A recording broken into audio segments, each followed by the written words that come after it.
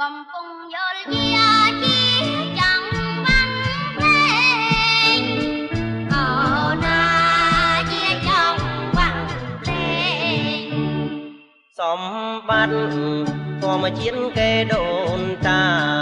គឺថ្នោតនេះណាដំឡៃធំ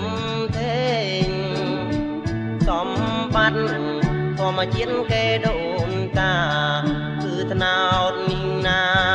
ដំឡៃធំធេងធំតាមធំដងស្រីប្រុងចាំងក្មេងពេញស្រែធំធេងជុំវិញភូមិយើ